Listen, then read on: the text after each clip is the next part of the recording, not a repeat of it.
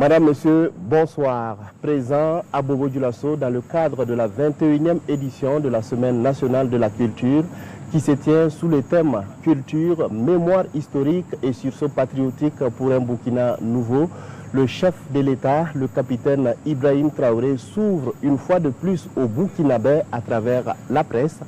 Cet entretien est inédit dans la mesure où c'est la première fois que le président de la transition s'entretient avec des journalistes à Sia, la capitale économique et culturelle du Burkina Faso. Bonsoir, Monsieur le Président. Bonsoir. Merci de nous faire l'honneur de nous recevoir ici, au pied-à-terre du président du Faso.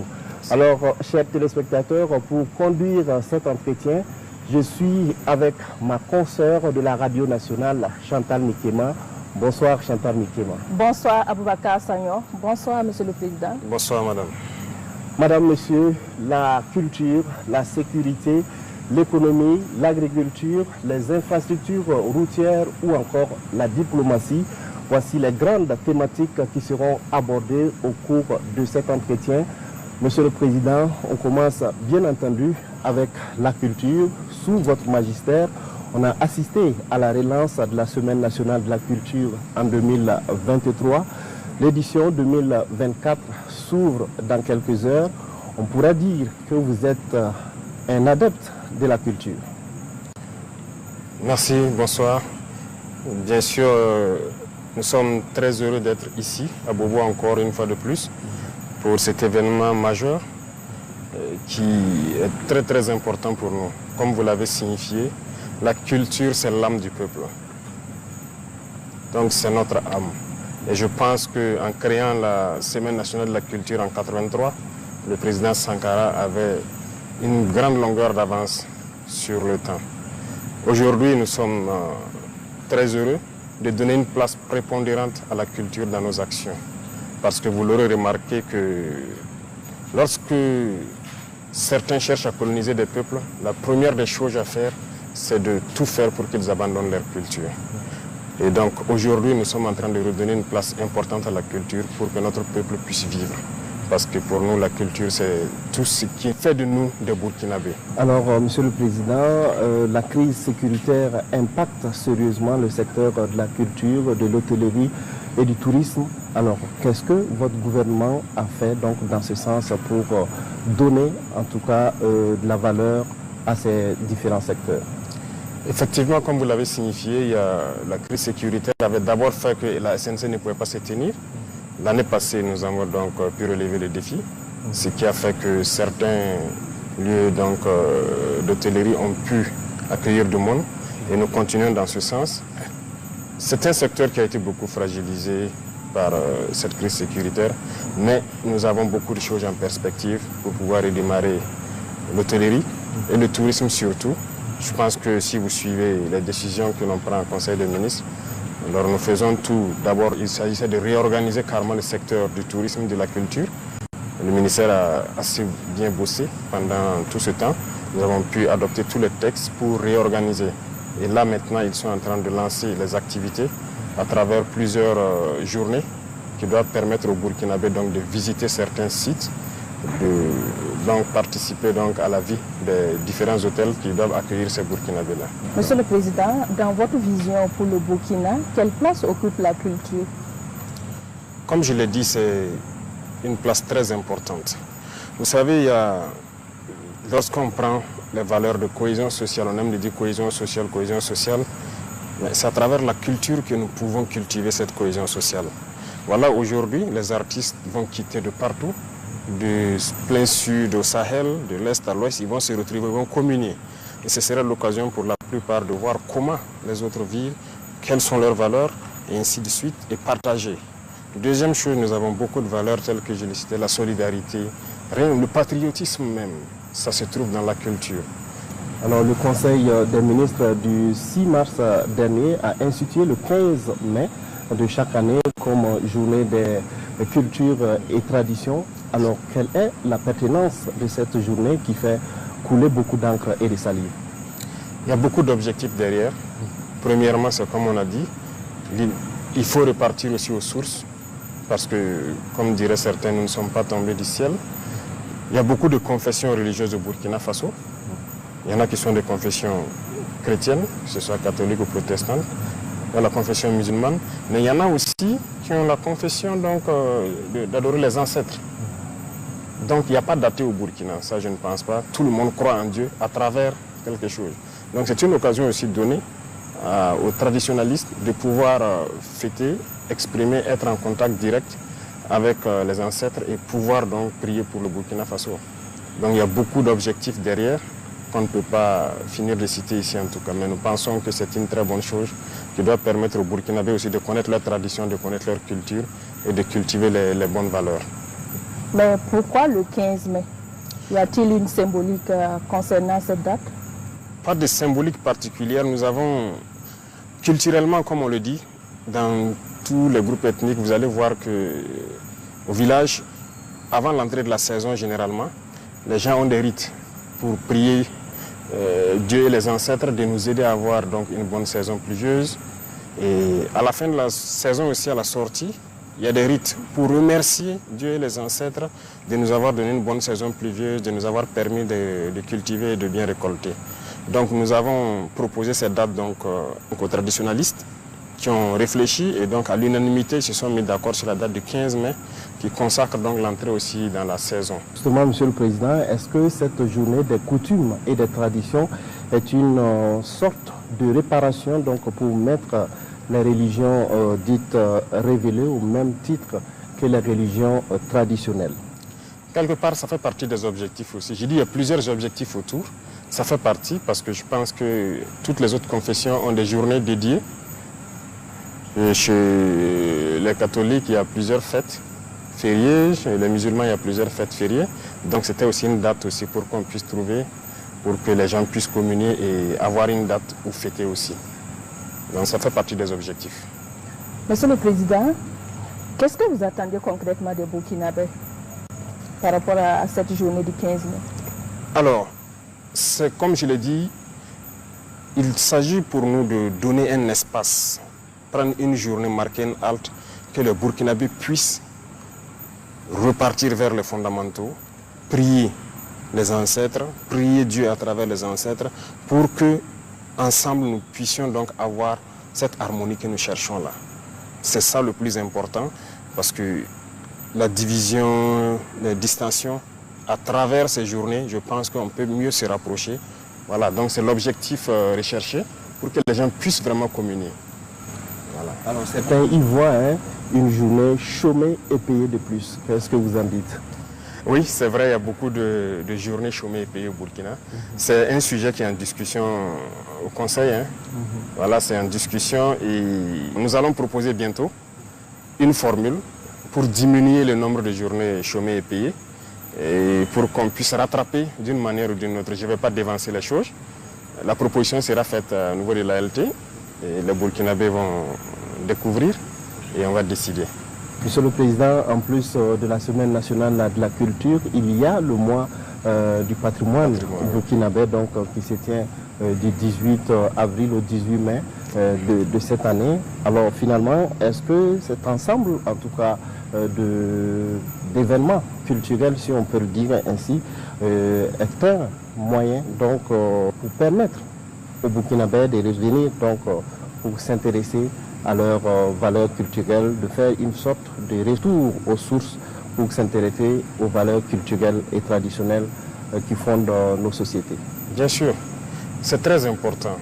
C'est très important. Vous voyez, il y a certaines sociétés qui sont développées en se basant sur leur culture. Parce qu'il y a beaucoup de richesses dans nos cultures. Regardez la Chine, le Japon, ce sont des exemples. C'est en se basant sur leur culture qu'ils arrivent à le faire. Le patrimoine, beaucoup de gens ne savent même pas quel est notre patrimoine. Personnellement, j'ai découvert beaucoup de choses avec le ministre, en conseil des ministres, lorsque nous préparions ces journées-là. Donc j'ai découvert beaucoup de choses que je ne savais pas. Et c'est toujours bien de découvrir qu'est-ce que nous avions. Nous ne sommes pas venus du néant. Lorsqu'on prend seulement, moi je me souviens, quand je visitais les forges, avant on avait, peut-être, et ça existe toujours dans certaines contrées, où à travers la culture, les gens peuvent aller extraire un minerai ferralitique, venir extraire le fer, faire de l'acier pour fabriquer tous les outils d'agriculture et tout. Mais c'est le développement donc de la sidérurgie comme ça. Est-ce que nous sommes basés sur les connaissances de nos ancêtres là, sur ce volet et développer notre industrie sidérurgique? Je ne pense pas. La métallurgie. Est-ce qu'il faut aller forcément apprendre chez les autres? Mais nous avons déjà un fondement aussi. Et ça, ce n'est qu'un exemple parmi tant d'autres. On peut puiser beaucoup de choses dans notre culture que nos ancêtres faisaient déjà et développer notre société. On va parler maintenant de sécurité. Principale préoccupation des Burkinabés et priorité numéro 1 de votre gouvernement. Sous votre leadership, l'armée a acquis et continue d'acquérir des équipements et du matériel de guerre de pointe. Peut-on dire que nos forces combattantes sont maintenant équipées pour anéantir l'ennemi? Oui, l'équipement, nous allons continuer à nous équiper. Comme je vous le disais, on n'est même pas à 15% de ce que nous souhaitons. Dans ce mois de mai, vous verrez beaucoup de choses qui seront là. Et ça va continuer parce que, sachant d'où nous venons, on vient de très loin. Et donc, il faut préparer de sorte que les générations à venir ne connaissent pas ces situations. J'ai eu à le dire le 17 février, si je ne me trompe, en salle. Les gens ont peut-être maintenant compris comment est-ce que l'impérialisme a préparé nos armées pour pouvoir maintenant envoyer le terrorisme et voilà, déstructurer nos États et mieux nous exploiter. Je vous prends un exemple. Je parlais en 2020 de comment c'était. Si vous cherchez des militaires qui étaient en opération en 2019, à côté, dans la zone de Pensa, Kelbo, Tauremba et autres, imaginez pendant ce temps, on déployait des militaires 300 à 350 avec une centaine de Kalachnikov, peut-être une dizaine, une vingtaine de gilets. Ils sont là, beaucoup sont vivants, vous verrez. Donc défaut d'équipement. Et lorsque ils sont attaqués, les 200 et quelques, qu'est-ce qu'ils font? Ils sont obligés de courir. Et ça fait que les militaires même avaient surnommé les terroristes les monos, c'est-à-dire les moniteurs. C'est comme à l'école, les moniteurs venaient à 5 heures, vous réveillez pour faire le sport, courir. Donc quand ils venaient attaquer à 5 heures, c'était la course.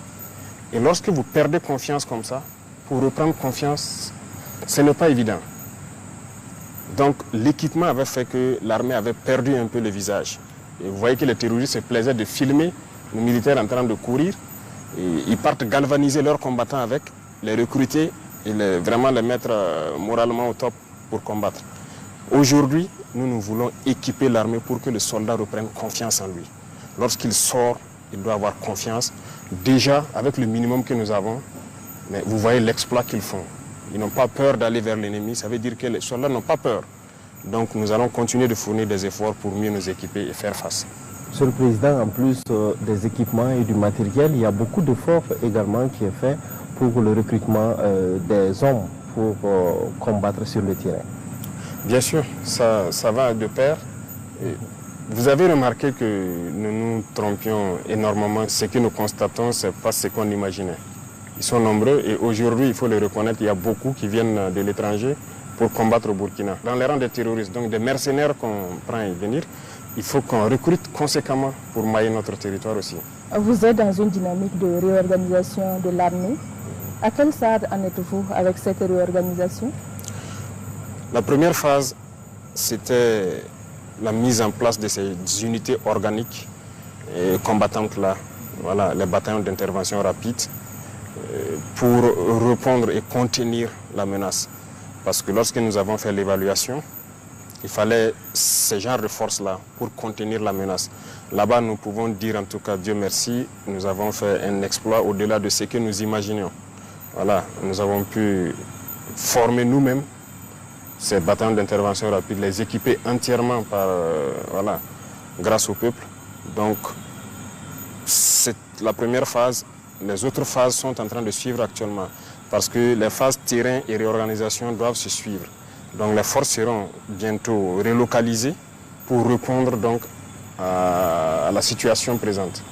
Donc la réorganisation va se poursuivre, d'autres types d'unités vont se créer et dans le cadre de l'AES aussi, il y a des forces qui vont être mises en place pour répondre à ces besoins-là. Justement, Monsieur le Président, vous étiez à Banfora, vous avez dit aux forces combattantes de se préparer à la guerre de haute intensité. Oui. Alors, faut-il s'attendre justement à d'autres réformes au sein des forces combattantes? Oui, des réformes, on peut le dire, c'est dans le sens de la réorganisation, parce que, comme je l'ai dit là-bas, le terrorisme sera vaincu. Voilà, ces criminels qui se baladent à moto là seront vaincus. Mais il faut se préparer à d'autres types de guerres. Il y a la menace partout, que ce soit autour ou bien la menace qui peut venir de loin. Donc, dans ce cadre-là, c'est une guerre conventionnelle qui peut durer. Donc, il faut se préparer à une guerre de haute intensité. Il faut pouvoir combattre dans le temps et tenir sur le terrain pendant très longtemps. C'est un autre mode de combat. Donc, il faut se préparer à ça et les forces, les différents corps vont avoir un programme d'entraînement et commencer ces entraînements-là. Des résultats tangibles sont quotidiennement engrangés sur le terrain, mais le phénomène du terrorisme semble avoir la peau dure dans certaines localités. Comment peut-on expliquer cet état de fait? Oui, c'est le terrorisme, comme vous le dites. Après le combat, les gens se rendent compte qu'il y a beaucoup d'étrangers dans les rangs. Donc, le Burkina, comme je le disais aux enfants, c'est le cœur. Donc, on cherche à broyer le cœur pour faire peur aux autres. Donc nous sommes ceux-là qui devons accueillir le maximum. Donc voilà pourquoi on se prépare conséquemment. Donc c'est pas que c'est un phénomène nouveau. On s'attend à ça et on s'attend à pire que ça. Mais pour l'instant, je pense que on ne peut pas être en même temps partout. Comme vous l'avez remarqué, on ne communique pas beaucoup sur certaines choses, mais c'est zone par zone. Il y a des zones où on a mis beaucoup d'efforts, qui sont presque à 100% voilà, conquises. Il y a des zones aussi encore où on est en train de remettre l'effort. C'est petit à petit, nous allons reconquérir donc toutes les portions de terrain parce que en les regardant faire, il faut conquérir et savoir comment consolider. Justement, Monsieur le Président, vous avez parlé tout à l'heure d'acquisition de matériel. Beaucoup de Burkinabés ne comprennent pas. Ils se disent que nous sommes équipés, nous avons des drones de dernière génération, mais on ne comprend pas pourquoi le terrorisme persiste. Rien que ce 23 avril, il y a eu donc des attaques. Comment est-ce qu'on peut expliquer cet état de fait? Alors, nous avons acquis vraiment beaucoup de moyens. Ça, c'est une chose. Les vecteurs aériens, bon, on a pu réussir à former en tout cas la plupart des pilotes déjà. Parce que nous avons anticipé leur formation avant d'acquérir. Sinon, tout moyen qu'on acquiert, il faut former ensuite. Donc, il y a un temps mort. Mais actuellement, avec les vecteurs aériens, nous avons donc cette chance d'avoir déjà des pilotes. Ils sont en activité. Mais pourquoi il y a des attaques souvent? Il faut reconnaître qu'il y a certaines positions où les chefs d'éléments ne sont toujours pas au sérieux. Ils ne sont pas concentrés. Voilà. Et je disais la dernière fois, c'est comme l'effet de savoir qu'il y a quelque chose dans les airs. Ça fait que certains ne sont pas concentrés. De toute façon, on pourra les développer en long et en large. Ce sont des moments de... Certains ont laissé de la fragilité et l'ennemi a observé et il frappe un coup qui peut être dur. Voilà. Sinon, pendant que le 23 se passait, une opération importante venait de finir dans la zone de Gaïri, Bogandé, où les bataillons ont fait de bon travail. Mais c'est pendant cette phase que d'autres ont prêté le flanc. Parce que ce n'est pas parce qu'il y a des drones en l'air qu'il faut dormir. Ce que nous voulons, c'est qu'on puisse être alerté. Parce qu'actuellement, en permanence, il y a des drones dans le ciel. En permanence. On veut juste que les positions puissent dire, on les voit venir. Et beaucoup arrivent à le faire. Vous avez suivi Djibo. Ce sont les observateurs qui ont vu venir l'ennemi et ont alerté le drone qui est venu participer au combat. Vous avez suivi Touéné, Gawa, beaucoup de positions arrivent à le faire. Mais il y a certaines positions où malheureusement, lorsque vous entendez qu'ils sont attaqués, on est sous le feu. Comment est-ce que vous avez pu être surpris? Il y a un problème. Ce n'est pas parce qu'il y a les drones qu'on met plus de guetteurs qu'on ne prend pas toutes ces précautions. Donc là aussi, c'est des choses qu'il faut corriger et nous sommes là-dessus. Voilà, c'est des choses qui entachent la lutte, mais qu'il faille corriger. Il ne faut pas que les gens baissent la garde, croire que c'est fini. Il faut rester concentré. Voilà. Alors, Monsieur le Président, est-ce que ces terroristes bénéficient de complicité interne? Bien sûr, beaucoup. Beaucoup.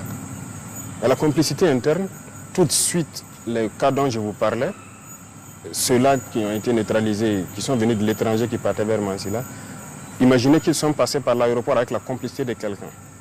Parce qu'ils ont fourni tous les renseignements. Et les enquêtes ont démarré rien qu'hier. On va retrouver ces individus-là. Ils sont passés par la complicité des gens. Il y a des villages aussi qui sont complices, mais qui commencent à comprendre un peu. Dans l'armée, il y a des complicités. Voilà, il y a des fuites d'informations, beaucoup de choses.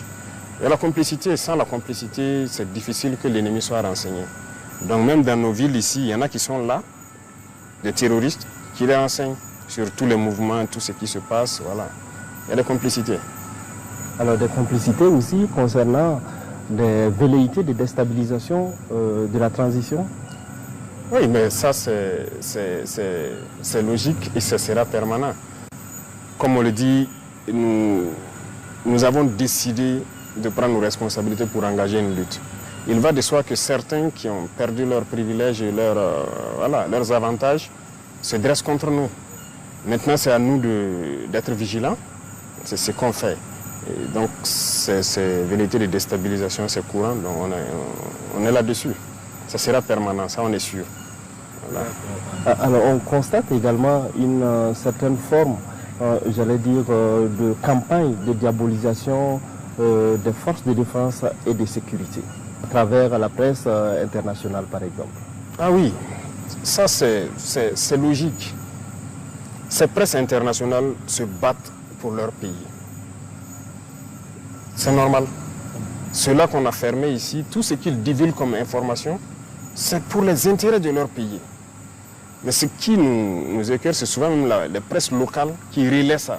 C'est ça qui est dangereux. Est-ce que ça veut dire qu'ils n'ont pas l'intelligence de comprendre que ceux-là sont en train de... Tout ce qu'ils publient, c'est pour l'intérêt de leur pays et qu'ici aussi on se met à le faire, c'est pas bien. Les FDS sont en train de monter en puissance. Il y a beaucoup de victoires. Aujourd'hui, on ne s'assoit pas qu'on vienne nous attaquer. On est à l'offensive, beaucoup de choses. L'armement qu'on est en train d'acquérir et tous ces équipements, ça ne les plaît pas. Parce que nous allons réussir à vaincre le terrorisme. Pourtant, ils ont créé ça pour que nos États ne puissent pas être des États et continuer à nous exploiter. C'est nos ressources. C'est ça le problème. Mais si vous avez une armée, ils ne peuvent pas se permettre certaines choses. Donc c'est normal que leur presse diabolise, qu'ils inventent du mensonge, ils racontent tout ce qu'ils veulent, avec des complicités internes, malheureusement. Voilà, il y a des individus ici pour 2000, 3000 euros, ils sont prêts à écrire du n'importe quoi, envoyer là-bas. Voilà, et puis ils vendent leur patrie. Et ce sont ces gens aussi qu'on combat, parce que ce sont des ennemis de la nation. Et c'est dangereux. Il ne faut pas aussi que nos presses se prêtent à certains jeux. Lorsqu'ils publient des choses là-bas, nous ici on prend. Quelle est la valeur ajoutée? Quelle est votre partition dans cette lutte-là? Et ils se battent pour les intérêts de leur pays là-bas. Pourquoi vous aussi vous allez les suivre? Même s'ils vous financent ou je ne sais pas quoi. C'est pas logique. Alors, parlant donc de combat sur le terrain, beaucoup de zones ont été reconquises justement grâce aux forces combattantes. Des PDI ont été réinstallés. Aujourd'hui, est-ce qu'on a des chiffres? Est-ce qu'on a des statistiques sur les zones qui ont été réinstallées? Alors, chaque semaine, le ministère de l'Action humanitaire donc, publie des chiffres. Donc, il nous envoie ça à travers le CONASUR.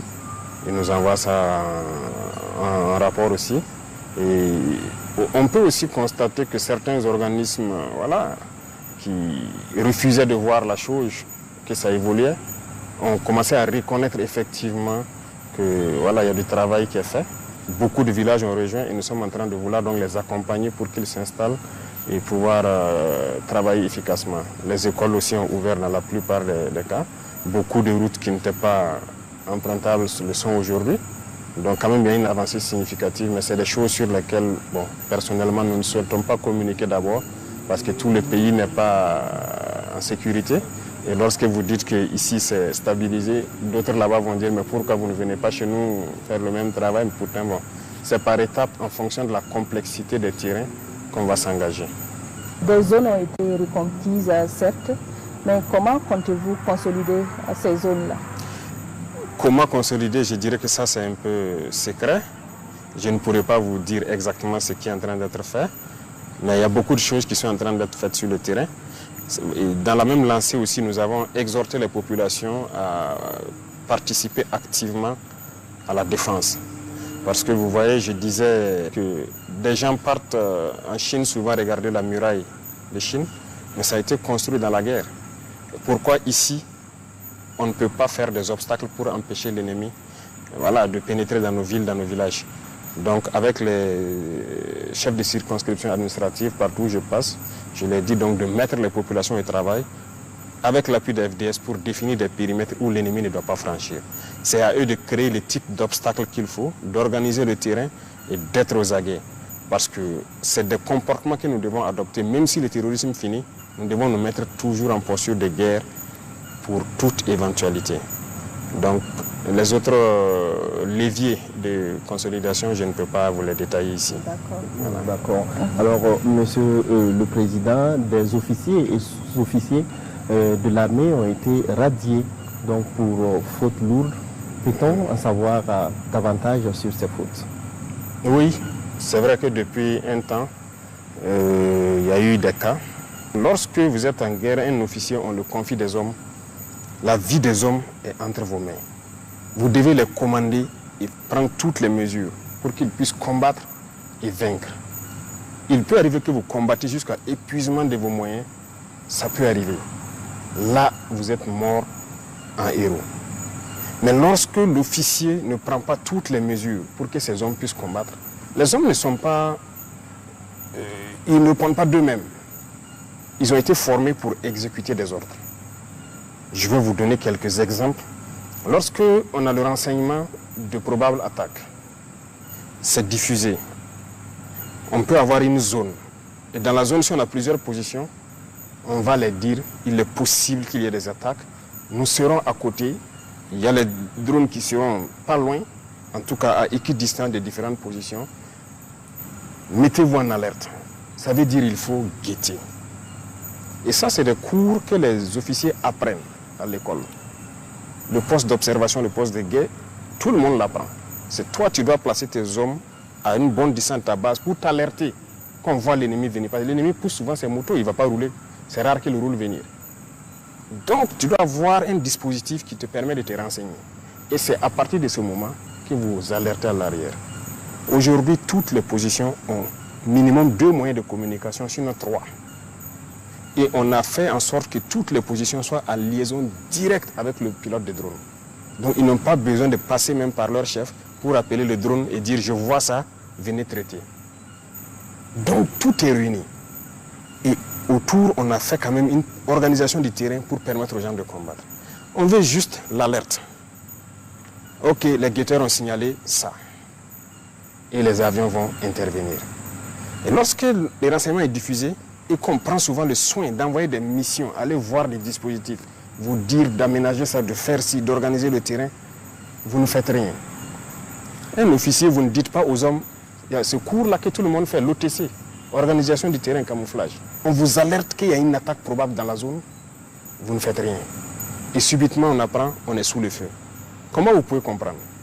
Et regardez, depuis un bout de temps, c'est la journée. Djibo a été attaqué en pleine journée. Heureusement, ils ont vu venir. On a pu intervenir à temps. Regardez Solé. C'est la journée. On n'a pas été alerté. Pendant que le drone était à côté. Tankwalou, en pleine journée. Pas d'alerte. C'est le drone qui a vu lui-même. Taouri, en pleine journée. L'autre jour, le 23 dernier, Sanga, pleine journée. Il y a des choses qui font mal. Donc, quand les pilotes apprennent qu'ils sont à côté, 15-20 km, et on ne les alerte pas. Peut-être qu'ils sont en train de chercher ailleurs, parce qu'ils ont beaucoup de positions en même temps, et vous vous faites surprendre en pleine journée. Comment est-ce qu'on peut expliquer ça? C'est une faute grave. Vous avez sacrifié vos hommes. Un officier, il ne dort pas. Il se repose. Mais vous n'avez pas le droit de dormir. Et tout ce que vous commandez aux hommes de faire, ils vont le faire. Si l'homme n'exécute pas, vous les punissez. Jusqu'à la radiation aussi. Donc il y a des responsabilités et c'est lourd. Et les gens doivent se réveiller. On a eu des cas où des gens signalent l'arrivée d'ennemis. Les drones arrivent et ils les demandent donc c'est quel côté. On observe, on ne voit pas. Ils disent non, on avait signalé là-bas. On dit qui a signalé? Est-ce que tu as quelqu'un? Vous voyez les antennes, les pylônes là. Presque dans toutes les communes, il y a des pylônes. On dit aux gens même de monter là-bas et guetter au loin, ça vous permet de voir en profondeur. Ils ne le font pas. Les pilotes le demandent, est-ce que tu as mis quelqu'un dans l'antenne pour observer au loin, pour nous guider? Il dit oui. Et le pilote lui répond, vous mentez, je suis à votre verticale, il n'y a personne sur l'antenne. Il se rend compte maintenant que c'est la réalité. Mais vous mentez à qui? Ça, ce n'est pas un comportement d'officier. On a connu ces cas, beaucoup de cas comme ça. Donc, on ne peut pas être soucieux de la vie de vos hommes plus que vous-même l'officier sur le terrain. Donc voilà pourquoi, avant l'année passée, en J, on avait dit ceux qui veulent quitter l'armée n'ont qu'à quitter. Il y a une note du ministère de la Défense. Si vous ne quittez pas, vous allez assumer si vous fautez. Et pour moi, c'est une trahison. Lorsqu'un officier ne fait pas travailler ses hommes, ne prend pas toutes les mesures. Si vous prenez toutes les mesures et que vous combattez et qu'il y a des pertes, on peut comprendre. Mais lorsque les mesures ne sont pas prises, mais on va vous radier. Ça sera sans appel, parce que vous n'allez pas sacrifier les enfants des gens inutilement. Monsieur le Président, ces radiations n'auront-elles pas un impact sur la cohésion du groupe? Et la mort. La mort de pauvres soldats là. C'est ça. Le soldat est fait pour exécuter. Et c'est à vous, l'officier, de le dire, va te poster ici, tu observes et tu me rends compte. Et l'officier à son poste, il écoute en permanence. C'est à vous, l'officier, de dire le matin, faites des obstacles ici. Si vous ne commandez pas, le soldat meurt. Ça entache plus la cohésion. Il faut assumer. Et c'est ce qu'on a reproché d'ailleurs aux gens dans le passé. Il faut être ferme souvent. Voilà. La guerre ne se fait pas dans le laxisme parce que ça se paye cash. Ça se paye cash. Moi, j'ai été sur le terrain. Les hommes qui ont été sur le terrain me connaissent. On peut me trouver dur là-bas, mais on s'entend très bien. On va combattre, mais on va revenir vivant. Il n'y a pas de cohésion dans cette hypocrisie. Non, non, non. On préfère que les hommes puissent combattre, venir raconter leur bataille. C'est ça le plus important. Monsieur le Président, parlons maintenant de coopération militaire au sein des pays de l'Alliance des États du Sahel. Alors, quelles sont les actions concrètes qui ont été entreprises depuis la création donc, de cette alliance pour combattre le terrorisme sur le terrain? Merci, il y a eu beaucoup d'actions concrètes. Et c'est très réjouissant ce qui se passe sur le terrain. C'est devenu les mêmes armées. Il y a beaucoup d'actions qu'on ne peut même pas finir de citer. Les armées sœurs du Niger se retrouvent à exécuter des missions de l'armée malienne ou de l'armée burkinabé. L'armée burkinabé exécute des missions de l'armée malienne et de l'armée nigérienne. L'armée malienne aussi exécute des missions qu'on leur confie. Ça n'était pas donné. Voilà. Deuxième chose, la coopération sur le terrain. Les forces sont mélangées et combattent ensemble très souvent. Et donc nous réussissons ça, surtout donc, dans la bande frontalière avec le Niger. Nos forces combattent côte à côte actuellement. Dans le domaine donc, des appuis aériens, c'est fréquent. Voilà. Lorsque nous avons beaucoup d'opérations et qu'on est submergé, on peut faire appel aux vecteurs nigériens, aux vecteurs maliens qui viennent nous appuyer. Lorsqu'ils ont besoin de nous, on part les appuyer. Et en termes de frontières, il n'y a pas de frontières actuellement. Donc les vecteurs burkinabés rentrent où ils veulent. S'ils sont en fin d'autonomie ou quelque chose, ils peuvent passer la main aux vecteurs maliens ou nigériens. Pareillement, ils rentrent aussi sur notre sol, ils font la recherche. Voilà. Et vraiment, ça se passe très bien. Il y a beaucoup de choses qui se passent actuellement entre nos trois armées. Et l'objectif, c'est de créer dans un futur proche, voilà, une brigade expéditionnaire pour le compte de l'AES qui pourra faire donc des manœuvres en toute autonomie partout dans l'espace AES. On l'a annoncé, mais maintenant le travail se fait en bas pour faire germer la force. Voilà, à chaque étape, on ne va pas forcément sortir, dire que nous sommes à tel effectif, mais chacun a reçu ses instructions et est en train de travailler à mettre en place ce qu'il doit mettre en place. Donc, vous le saurez au moment venu. Justement, est-ce que les pays auront les moyens financiers et matériels également nécessaires pour pouvoir mettre en place une telle force? C'est ce qu'on nous a toujours dit. On n'a pas les moyens, il faut aller chercher les moyens ailleurs. Regardez aujourd'hui ce que nous avons au Burkina. Quelqu'un nous a prêté 1 franc, quelqu'un nous a donné quelque chose, mais nous avons combien de bataillons équipés? En 2022, à côté, on avait combien de bataillons équipés? On avait un bataillon opérationnel, parce qu'il y avait au moins 4 ou 5 compagnies opérationnelles qui étaient équipées, qui peuvent sortir de façon autonome. C'est une réalité. En plus de ça, c'était les forces spéciales, l'UGGN peut-être. C'est eux qui avaient les moyens d'être projetés en même temps. Le reste, ils n'ont pas les moyens. On s'assoit et voilà, lorsqu'il y a opération, il faut rassembler à les donner. Parce que c'est dur d'équiper, c'est compliqué. Ce n'est pas vrai. Si on gère bien, il y a la possibilité d'équiper. C'est ça aussi que nous avons reproché, c'est tout ça qui nous a révoltés. Mais on nous avait nous aussi mis des choses en tête, que c'est difficile d'acquérir l'armement, c'est cher, c'est si. On a pris notre courage à deux mains, on s'est mis face à la réalité.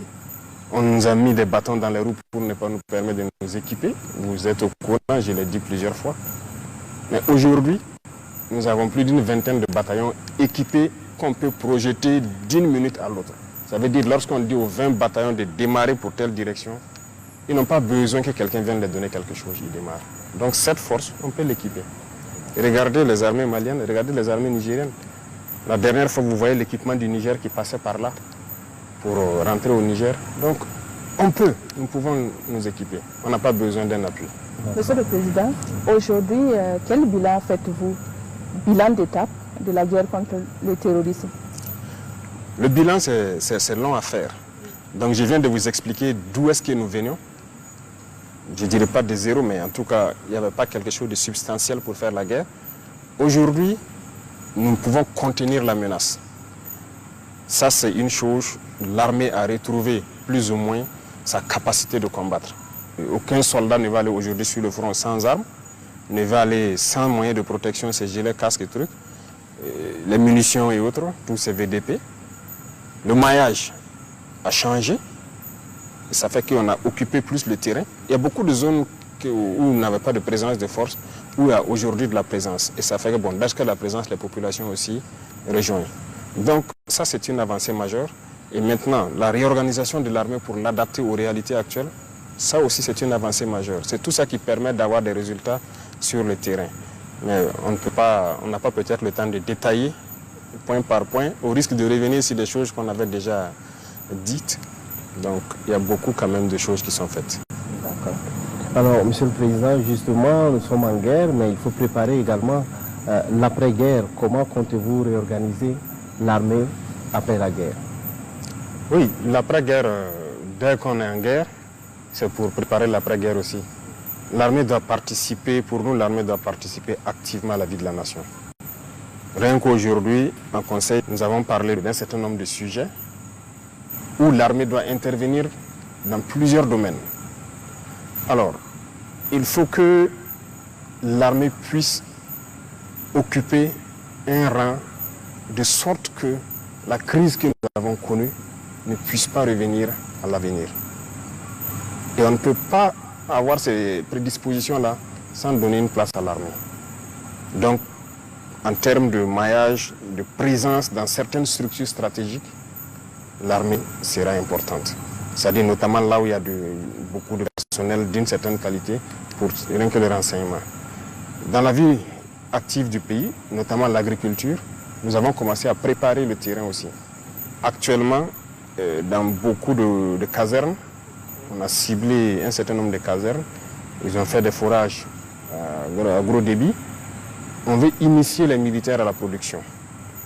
Et ça a déjà commencé avec l'initiative présidentielle. Donc il y a plusieurs casernes. Et à l'élevage aussi, à beaucoup de choses, c'est-à-dire l'agriculture. L'armée va participer à la production. Vous avez suivi à Bagré ce qu'on a fait avec l'unité mixte qui est là-bas, VDP et militaire. Au début, les gens croyaient que ce n'était pas possible. Mais ils ont produit sur beaucoup d'hectares. Et donc on est en train de multiplier ce genre d'initiatives pour que l'armée puisse participer à la production agricole. L'armée va participer à l'éducation des plus jeunes aussi, parce que le patriotisme, il faut l'enseigner. Donc l'armée aura un rôle prépondérant, en tout cas à l'avenir dans la vie de la nation.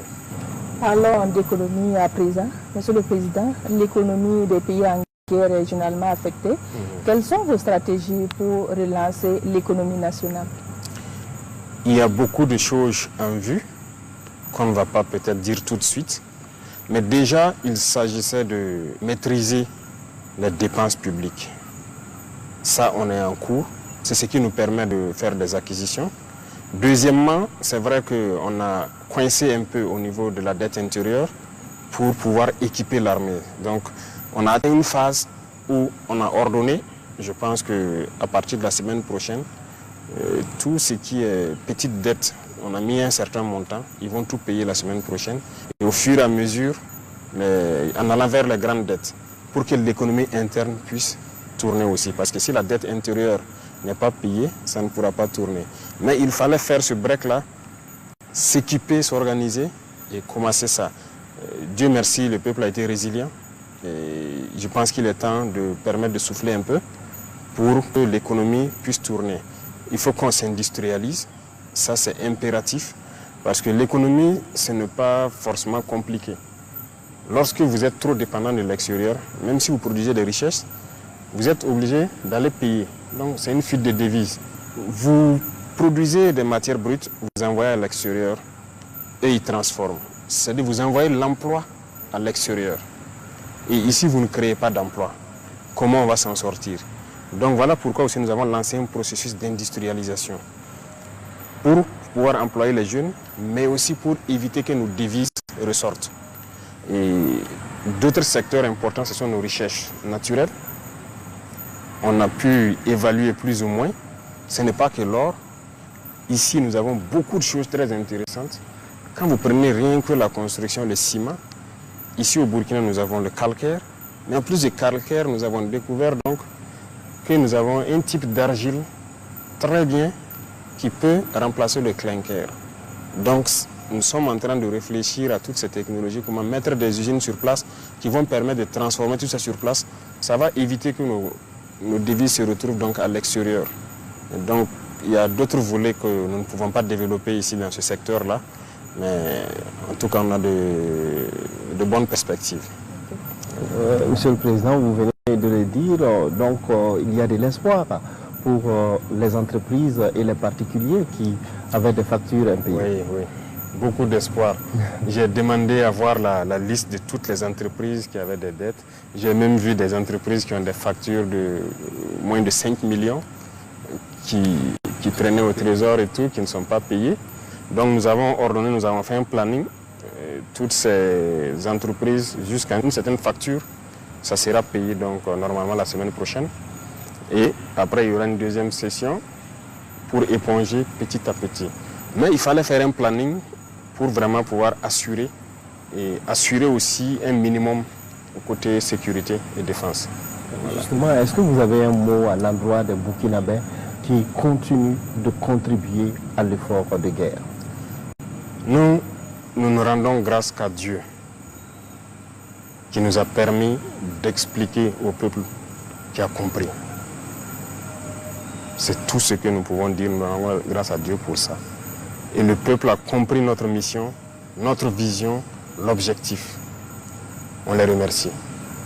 C'est cette contribution qui permet au Burkina de bander les muscles et de faire ce qu'il doit faire pour survivre.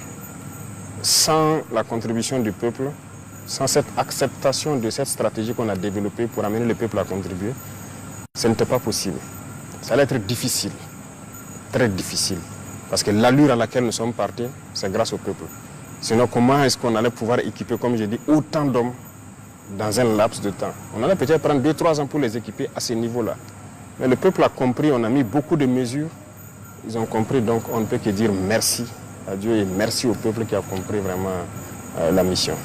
Voilà. Excellence, vous avez affirmé, vous avez procédé à la pose de première pierre pour plusieurs usines dans plusieurs localités. Comment votre gouvernement compte-t-il financer tous ces projets et faire en sorte d'assurer leur mise en œuvre efficace et durable? Oui. Les pierres qui sont posées, ça c'est déjà acquis. C'est la construction qui va démarrer. Mais il y a des usines qu'on était en train de construire depuis l'année passée, certains qu'on va inaugurer avec certains partenaires privés. Mais il y a aussi des usines qui seront construites 100% par l'État. Et on a une stratégie de financement. D'abord, la caisse de dépôt de consignation d'avant, qu'on a transformée en caisse de dépôt d'investissement. L'objectif, c'est de financer l'industrialisation. Il y a le Fonds burkinabé de développement économique et social aussi, que nous sommes en train de redynamiser pour pouvoir financer l'industrialisation. Et tout ça, nous allons nous appuyer sur les acquis de nos sociétés d'État. Parce que le système, comme on le disait, j'essaie d'expliquer ça l'autre jour à Banfoura, le système qui se passait n'est pas forcément bon. Voilà, il faut le dire clairement. On a des sociétés d'État qui font des bénéfices, Mais c'est posé des DAT dans les banques. C'est bien. Si l'économie se portait très bien et qu'on n'a pas de défi, on peut garder en DAT, ça produit les intérêts. On peut prendre faire ce que les gens souhaitent là, c'est payer les 14e et 15e mois. Mais nous ne sommes pas à cette étape. Donc actuellement, on est en train de relire, je profite de l'annoncer, on va relire beaucoup de textes dans les sociétés d'État pour revoir d'abord le traitement. Ça, c'est une chose parce que c'est déséquilibré par rapport à la masse populaire. Et les DAT, là, nous allons les toucher. Ça aussi, ça ne va pas plaire forcément aux institutions bancaires, mais il faut qu'ils comprennent que nous devons faire tourner l'économie. Et là, ça va eux-mêmes les permettre de se développer. Lorsque l'argent est déposé, que ça ne travaille pas, ça ne sert pas. Donc ce sont ces sociétés d'État qui vont financer beaucoup d'entreprises, beaucoup d'industries, qui vont produire et qui vont nous empêcher de partir chaque fois à l'extérieur chercher ce que nous voulons. Donc ça, c'est la grande partie comme ça, mais il y a aussi nos recherches naturelles. Là où nous allons, le nouveau code va passer à l'Assemblée, nous allons aussi nous appuyer sur l'exploitation de l'or pour industrialiser le pays. Et nous allons exploiter, en tout cas pour ce qui est de l'or, nous connaissons le faire. L'APEC a été instruite, nous allons mettre en place, ça a commencé déjà avec la SONASP, les premières unités de traitement. Ça a été mis en place à Zorgo, d'autres sont en train d'être mis en place au sud-ouest, pour avoir de l'or, produire donc cette richesse-là qui va nous permettre de nous industrialiser. Bref, il y a beaucoup d'autres volets sur lesquels nous sommes en train d'appuyer pour y parvenir. Les salariés des sociétés d'État doivent s'attendre à une baisse de salaire?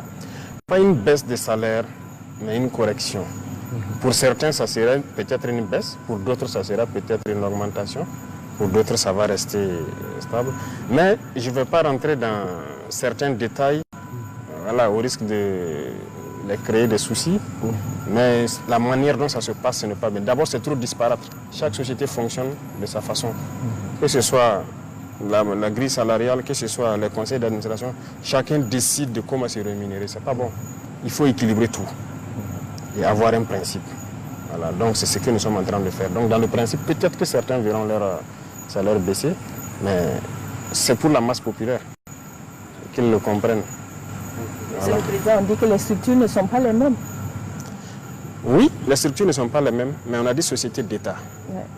Donc tout doit contribuer à ce que l'État puisse donc avoir quelque chose, parce que l'État c'est quoi? Partout où nous passons comme ça, les gens demandent les routes. Comment on fait? Il faut les construire. Il faut les construire. Les gens n'ont pas l'eau potable. Il faut faire assez de forêt. Il y a tellement de défis au Burkina, mais il faut qu'on utilise. On ne peut pas être là à avoir des millions par mois de salaire pendant que d'autres boivent l'eau dans un marigot. Non. On va équilibrer pour pouvoir servir ceux qui sont dans les villages qui ont des besoins primaires. Voilà. Et les gens qui vont nous excuser, hein, c'est comme ça. Il faut équilibrer un peu. Voilà. Alors, Monsieur le Président, l'APEC, l'entrepreneuriat communautaire est une de vos priorités. Alors, aujourd'hui, est-ce que vous fondez beaucoup d'espoir, en tout cas, sur ce type de développement endogène? C'est impératif. C'est ce que nous devons faire.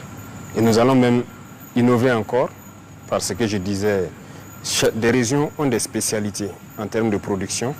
Nous allons voir comment mettre en place des unités de transformation dans chaque région à travers sa spécialisation. Et l'APEC va développer sûrement un modèle local à travers donc, les opérateurs économiques des dites régions, et l'État va accompagner. Donc l'APEC devra réorganiser. Il faut qu'on se finance nous-mêmes nos entreprises. Voilà. Beaucoup de gens ont de l'argent, mais ils ne travaillent pas avec. Il faut qu'on les amène à se mettre ensemble, à mettre quelque chose comme base, et l'État va accompagner pour créer des unités de transformation. C'est ça qui va faire employer des gens, et eux-mêmes, ça va les permettre d'avoir encore plus de marge de manœuvre. Voilà. Donc, on fonde beaucoup d'espoir sur ce développement endogène-là. Qui parle d'économie, parle de corruption. Vous l'avez reconnu, vous n'êtes pas satisfait des résultats de lutte contre la corruption. Peut-on dire que vous êtes impuissant face à ce fléau? C'est un fléau qui a gangréné notre société. C'est un système qui a été installé depuis des décennies. Et chaque jour, vous voyez, c'est un système qui est comme plusieurs milliers de nœuds. Vous détachez, vous voyez quelque chose encore. Vous détachez, vous découvrez quelque chose. Donc tous les jours, moi je découvre. Je découvre. Et plus vous découvrez, plus vous êtes révolté. Mais c'est un système qui a été mis en place et qui a détruit vraiment voilà, notre pays. Mais aujourd'hui, moi je peux dire que beaucoup ont compris et commencent à quitter un peu eux-mêmes la situation. D'autres aussi, par les dénonciations, arrivent à nous faire voir beaucoup de choses. Regardez le domaine de l'agriculture par exemple. Imaginez qu'on donne de l'engrais, l'État subventionne pour les paysans, mais il y a une pratique qui est là depuis des décennies. Les agents même, avec la complicité de certaines autorités locales là-bas, ils vendent, ils volent, ils vendent au prix qu'ils veulent aux paysans. Et l'engrais subventionné n'arrive pas aux paysans. On est en train d'enfermer beaucoup. Beaucoup. Ça fait que je disais au ministre qu'il va se préparer à recruter. Mais c'est les agents du ministère. Mais c'est des dénonciations. Donc ça veut dire que le Burkinabé a commencé à comprendre que la corruption ne peut pas nous permettre de nous développer. Il y a une structure qui est en train d'être créée. Ça sera dans tous les ministères et la structure centrale sera la présidence, où les dénonciations vont se faire. On va mettre tout le processus en branle jusqu'à voilà, prendre les individus impliqués et récompenser ceux qui auront dénoncé. Donc, ce n'est pas fini d'abord. On a pris le décret de dénonciation, mais il y a un organe qui est en train d'être créé pour gérer tout ça. Alors, en ce qui concerne l'agriculture, votre gouvernement a lancé l'initiative présidentielle pour la production agricole. Alors, démontrant ici votre engagement en faveur du secteur agricole, alors quels sont vos objectifs à travers cette initiative? L'initiative présidentielle est là, l'offensive agro-pastorale est là. L'objectif, c'est qu'on atteigne l'autosuffisance alimentaire le plus vite. Parce que, comme je l'ai dit, la souveraineté alimentaire, c'est très important. On ne peut pas continuer d'avoir des Burkinabés qui ont faim. Donc, il faut qu'on produise. Et l'expérience a montré qu'on ne peut pas se développer sans l'agriculture. Et même dans les zones où il y a les terres les plus arides, ils essaient de transformer l'environnement pour cultiver. Et nous nous sommes engagés à accompagner beaucoup les producteurs. Donc, normalement, dans quelques jours, nous allons donc lancer un programme d'appui aux agriculteurs pour qu'ils rentrent dans la saison. Vraiment, c'est les aider au maximum à travers l'équipement pour qu'ils puissent labourer le maximum des champs. On va les accompagner en termes de semences, en termes d'engrais, pour qu'ils puissent produire au maximum. À travers l'initiative, on a lancé l'année passée sur une expérimentation sur environ 14 000 hectares. Nous avons vu les résultats. Donc on a compris que les paysans ont besoin juste d'être accompagnés. Si on leur donne l'accompagnement qu'il faut, ils vont se lancer. Donc c'est notre objectif d'atteindre l'autosuffisance le plus vite possible. Il y a également, Monsieur le Président, la production du blé que vous avez lancée à Bagré. Alors la culture du blé au Burkina, est-ce une nécessité? C'est une nécessité. Si vous voyez les chiffres au niveau du ministère du Commerce, de l'importation de la farine de blé ou de blé pour les moulins, c'est quand même énorme, hein? C'est plusieurs milliards. C'est ça, j'ai dit, la sortie des devises. Et ce n'est pas que le blé, il y a beaucoup de spéculations que nous avons testées et que nous allons donc mettre maintenant en pratique. Voilà, donc toutes ces spéculations-là, c'est pour que nous puissions produire à l'intérieur et transformer à l'intérieur. Et c'est là que nous avons donc une valeur ajoutée. Donc il y a beaucoup de spéculations, ce n'est pas que le blé. Le blé, ça a bien marché. On a fait les tests au laboratoire pour voir s'il n'y a pas de toxines ou quelque chose de particulier. On m'a transféré les résultats. Tout est concluant, c'est vraiment très bien. Donc c'est quelque chose qu'on va poursuivre. Monsieur le Président, vous venez de souligner que les producteurs seront accompagnés pour la campagne humide à venir. Est-ce que les coûts des intrants, notamment l'engrais, va-t-il connaître une réduction à cette campagne? Nous espérons, c'est l'objectif, et instruction a été donnée pour que ce soit ainsi. C'est ce qui a amené à dissoudre donc la CAIMA et créer la nouvelle structure. Parce que ça n'allait pas. Voilà. C'était une association et il n'arrivait pas à fonctionner correctement. Ça fait que les intrants étaient là à des coûts tellement élevés que les paysans ne peuvent pas. Donc actuellement, nous avons créé la nouvelle société pour pouvoir traiter directement avec les pays producteurs d'engrais. Et là, ça va nous permettre de pouvoir payer l'engrais moins cher. On s'y est un peu pris tard parce que les cycles de production dans ces pays-là sont un peu dépassés. Donc cette année, on essaie de faire des efforts, mais je pense que dès la sortie de la saison, nous allons commander le maximum pour que la contre-saison, les gens puissent produire. Parce que nous ne comptons pas produire juste pour la saison pluvieuse. Voilà. Nous allons aborder à présent le volet infrastructure. Quelles sont les priorités de votre gouvernement en matière de développement des infrastructures routières? C'est aussi une priorité, parce qu'il y a tellement de priorités au Burkina. C'est ce que je dis, on vient de très loin. Il y a beaucoup de routes. Ça, c'est partout où nous passons, c'est la question des routes. Plusieurs provinces ne sont pas reliées entre elles par du bitume. Et pourtant, lorsque les gens produisent, comment évacuer la marchandise s'il n'y a pas de route? C'est compliqué. Donc actuellement, nous sommes en train de la lutte contre le terrorisme aussi. La route participe beaucoup. Lorsque la route est bitumée, l'insécurité diminue un peu. Rien que le risque d'IED et tout, ça diminue beaucoup. Donc ça veut dire que nous devons aller vers la construction de très bonnes routes dans les zones à fort défi sécuritaire. Donc c'est un défi majeur qui est devant nous. Et nous allons lancer très bientôt un peu partout certains travaux de construction d'infrastructures routières. Nous sommes à Bobo, il y a des projets de construction et de réhabilitation de routes qui sont prévus ici. Oui, c'est un plan global et c'est le lancement ici. Voilà, sinon à Ouagadougou ça a commencé, dans certaines provinces aussi ça a commencé. Il y a certaines zones à fort défi où ça doit aussi se lancer. Normalement on avait commencé, mais il y a des entreprises qui sont retrouvées être défaillantes. Ils ne sont pas en mesure de faire, donc on était obligé de résilier certains contrats et recontracter actuellement avec de nouvelles entreprises qui vont se déployer. Donc c'est un peu sur le plan national, hein. Il y a beaucoup de routes qui doivent être faites. Notamment ici à Bobo, il y a la route de Ourodara que nous allons poursuivre jusqu'à la frontière. Il y a la route de Banfoura qui est un projet, beaucoup d'autres routes. Voilà, au niveau de Pau, de Ouargaï, il y a beaucoup de routes qui doivent démarrer. Et nous espérons que les entreprises soient assez fortes pour pouvoir nous accompagner. Monsieur le Président, qu'est-ce qui a motivé la mise en œuvre de l'initiative présidentielle pour le développement communautaire exécutée par le Bureau des grands projets du Burkina? Oui, c'est une initiative qui n'a pas véritablement commencé. Ça a commencé par de petites actions d'abord, notamment certaines infrastructures routières à l'intérieur des communes, certaines communes. Mais ça doit se poursuivre parce que dans ça, nous voyons le développement de certaines infrastructures routières, l'assainissement, mais même le développement aussi des différentes communautés à travers voilà, la production, la transformation locale sur place. Donc on veut encourager beaucoup les petits métiers aussi. Donc c'est tout un ensemble de facteurs comme ça qui sont réunis dans cette initiative. D'accord. Alors, Monsieur le Président, on va parler maintenant de diplomatie. Alors, comment se porte la coopération avec les pays voisins du Burkina? On a déjà parlé de l'AES.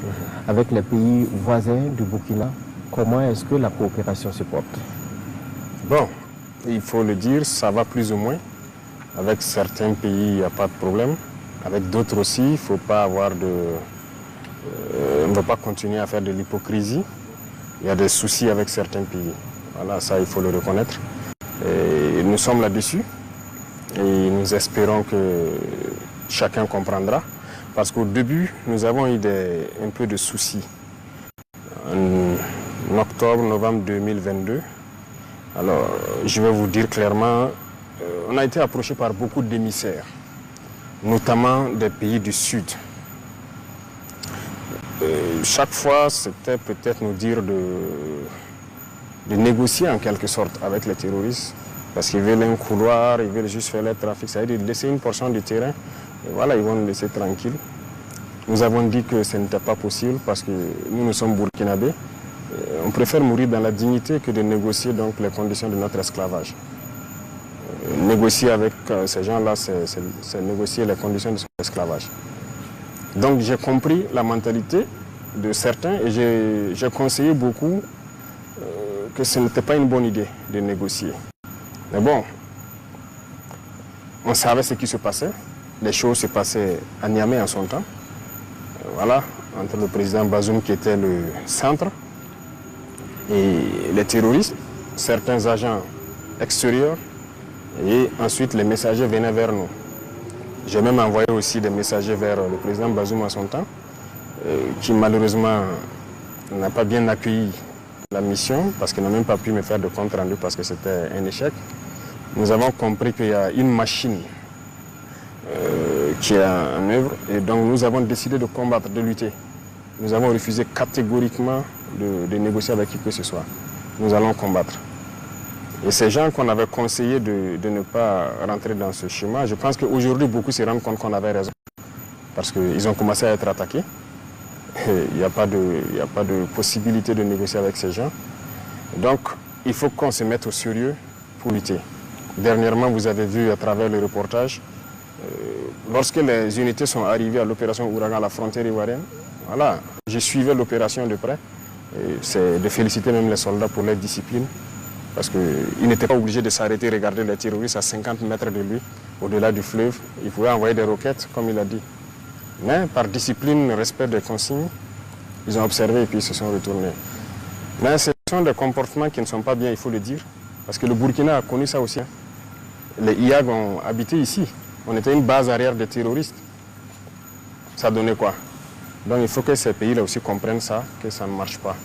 Et il y a beaucoup d'autres choses. Avec la plupart, je pense qu'on commence à se comprendre.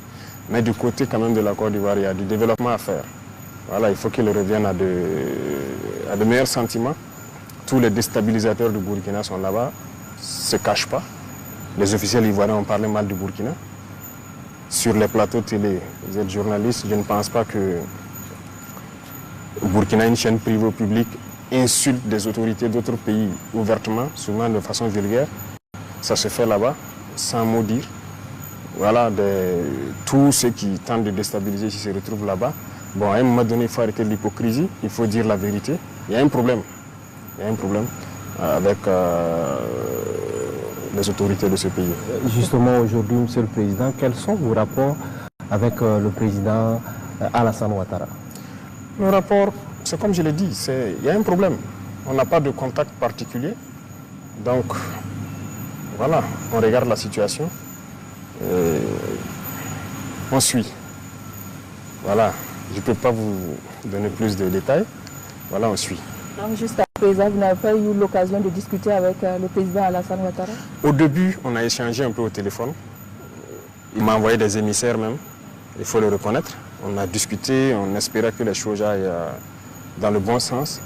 Mais peut-être qu'on n'a pas accédé à certaines choses, je ne sais pas. Mais nous ne pouvons pas nous mettre dans une certaine moule. Voilà, nous sommes venus avec une vision, un objectif. Et nous avons une mission. Donc, tant qu'on sera dans notre moule, on sait qu'on aura des difficultés avec certains. Donc, on ne sait pas ce qui s'est passé. Sinon, il y avait le contact, mais ça s'est rompu.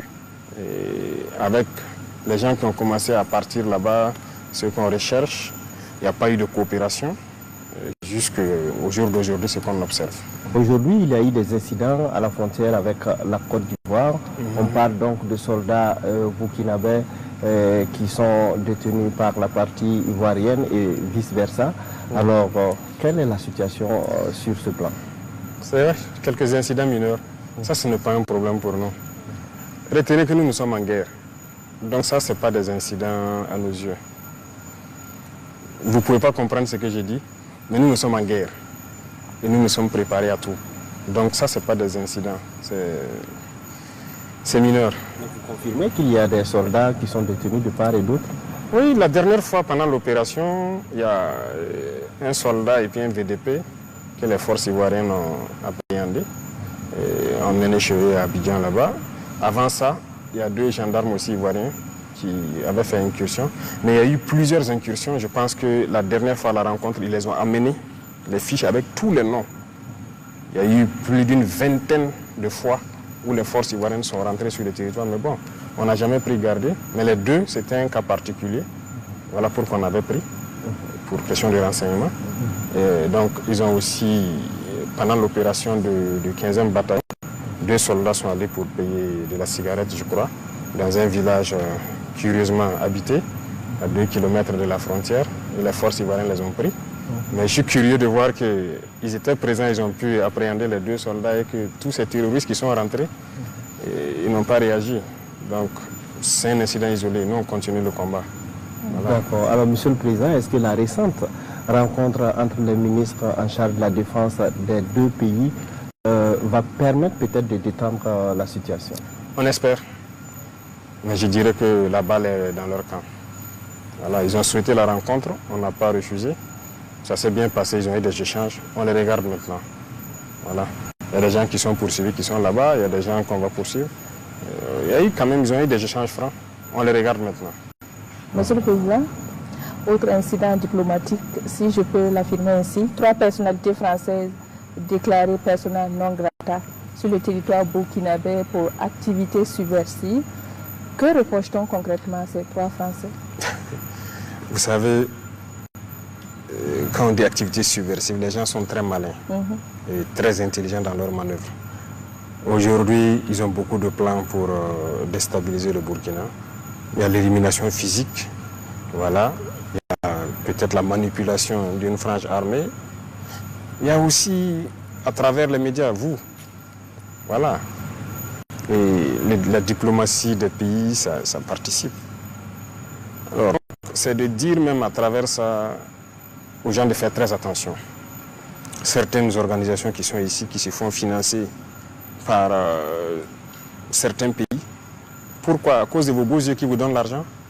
Et ensuite, on vous demande donc des rapports sous tel format, vous le faites.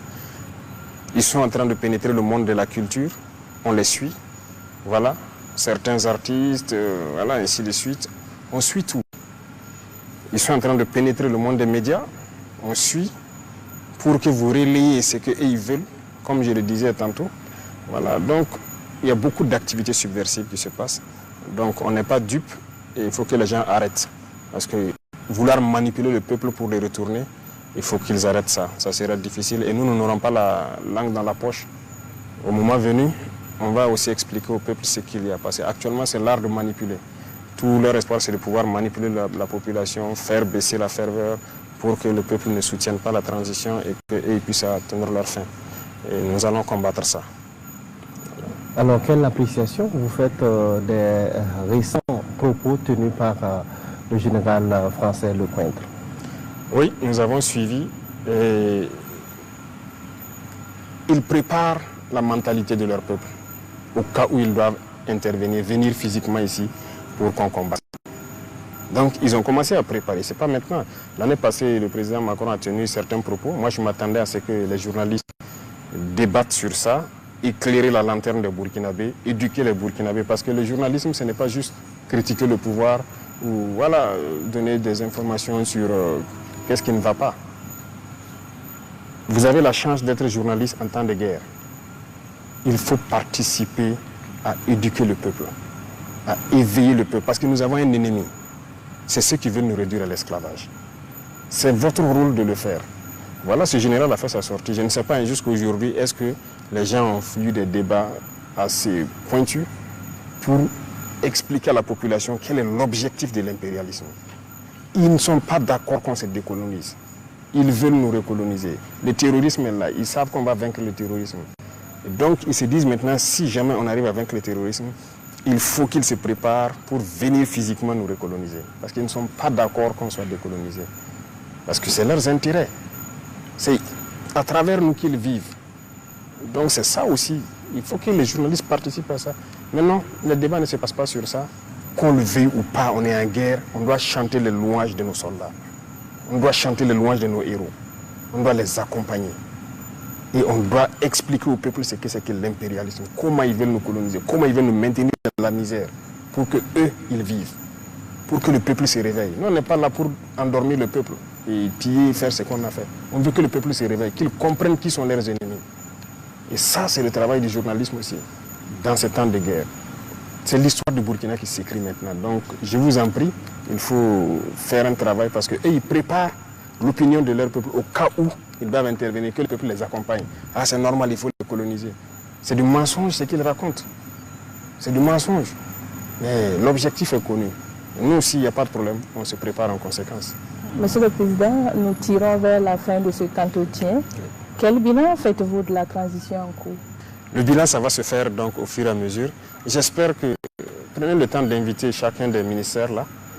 Voilà, pourquoi pas. Il faut les convoquer sur vos plateaux télé, que chacun dise au peuple qu'est-ce qu'il a innové dans son ministère, qu'est-ce qu'il a apporté de plus. Mais nous pouvons vous rassurer qu'il y a eu beaucoup de choses qui ont été faites. Beaucoup de choses dans la guerre, et on a pu réaliser beaucoup d'autres choses autour. Vous pouvez le constater, comme on l'a dit. On fait la guerre, mais on n'a pas oublié l'agriculture. On a fait des progrès. Vous pourrez faire des tournées dans les villages pour voir quel est l'impact de notre action sur l'agriculture l'année passée, la saison passée. Vous pourrez aller dans le domaine donc, de l'eau. Il y a tellement, beaucoup de fourrages ont été creusés, beaucoup de populations qui n'ont jamais connu l'eau potable. Il reste encore beaucoup à faire. Dans le domaine de la santé, il y a eu beaucoup d'évolutions aussi. Voilà, ce n'est pas seulement la baisse des prix de certaines prestations maintenant. Dans les villages, on est en train de réorganiser carrément les systèmes. Et la gratuité, là, nous voulons que ce soit effectif et on est là-dessus. On est en train de développer des industries qui puissent appuyer vraiment la santé. Et beaucoup de choses dans ce domaine aussi. L'industrialisation, ça, bon, on ne va pas en parler. On a pu faire un peu, mais notre objectif est très grand. Il faut que partout, les industries poussent. Voilà, dans le domaine des PME, on a pu alléger beaucoup de taxes, ainsi de suite. Ça a permis aux gens de pouvoir créer beaucoup de petites entreprises qu'on est en train d'essayer donc d'accompagner. Donc les différents fonds dont on vous parle, qu'on est en train de restructurer et fournir pour que les jeunes puissent pouvoir être financés à partir de là-bas, parce qu'ils ont dit que dans les banques c'est un peu compliqué avec la question de garantie. Voilà, donc dans tous les domaines, il y a eu beaucoup d'avancées. Et je vous exhorte à les convoquer et qu'ils disent au peuple individuellement tout ce qu'ils ont pu faire. D'accord. Voilà. Alors, peut-être avant de nous dire au revoir, hein, quels sont les défis, selon vous, qui restent à relever dans un bref délai, en tout cas pour assurer la stabilité et le progrès au Burkina? Beaucoup de défis. Il y a des défis sur tous les plans. Je vous ai dit, le Burkina vient de très loin. Et donc, ce qu'on a fait, ça va sembler très infime par rapport à ce qui doit venir. Nous avons de très grandes ambitions parce que nous avons un rêve pour le Burkina dans tous les domaines. Et je vous ai dit, quand on prend le domaine de l'éducation, regardez les écoles, vous trouvez toujours des bâtiments de l'ère coloniale ici, hein, dans les écoles. Moi, je rêve d'écoles modernes et gratuites. Voilà, les enfants jusqu'à un âge, ça doit être gratuit. Regardez nos étudiants, comment ça s'ouvre. Actuellement, je le disais que nous sommes en train de chercher à réduire les dépenses au niveau des affaires étrangères. Donc dès juin, une bonne partie seront rappelées à l'intérieur du pays. Et cet argent doit servir à construire des amphithéâtres, les restaurations et beaucoup de choses. Parce que c'est l'avenir de l'éducation. Voilà. Et dans un futur proche, nous espérons aussi, en tout cas, agir sur ces leviers-là. Le volet santé, nous devons construire beaucoup d'hôpitaux modernes, équipés. À Pau, dernièrement, on me dit qu'il n'y a pas d'échographie. Pour simple échographie, il faut qu'ils viennent jusqu'à Ouagadougou. Vous voyez qu'il y a beaucoup de défis. Voilà. Et tout ça, donc, ça doit nous permettre de relancer le pays, voilà, pour atteindre nos rêves. Monsieur le Président, pour clore cet entretien, quel est votre message à l'endroit des travailleurs à quelques jours du 1er mai, journée internationale du travail? Oui. En tout cas, c'est félicitations aux travailleurs. Voilà. Ils ont su accompagner. Voilà. Et nous avons pris une partie des salaires. Et les travailleurs ont compris. Donc, on ne peut que leur dire merci. Félicitations à eux de continuer de consentir en tout cas le sacrifice pour que le Burkina soit. Voilà. Parce que c'est une guerre d'existence. Voilà. Si on ne la fait pas, nous allons disparaître. Donc, félicitations à eux. On sait qu'il y a beaucoup de choses en instance. Et on est au courant que chacun prenne patience. On prend le cas du MENA-PLN tout de suite, où il y a un décret que nous devons prendre pour régulariser un certain nombre d'indemnités, de reclassements, ainsi de suite. Le ministre a envoyé ça sur la table, mais nous avons dit de patienter parce que, comme je vous ai dit, c'est des étapes. Actuellement, nous avons stabilisé certaines dépenses militaires, on va payer la dette intérieure et après, on pourra revenir à certaines choses. Donc, on ne peut pas leur donner un délai, mais j'ai dit on n'adopte pas d'abord parce que nous avons certaines choses à régler. Donc, qu'ils continuent de prendre patience. On leur souhaite bonne fête. et de continuer à soutenir la patrie, parce que leur patriotisme, ça va au-delà de tout ce que nous pouvons croire. Voilà, donc merci à eux. Merci, Monsieur le Président, d'avoir répondu à nos questions. Madame, Monsieur, nous sommes au terme de cette émission, de cet entretien que j'ai eu le plaisir de conduire avec Chantal Nikiema de la Radio Nationale. Merci de nous avoir suivis.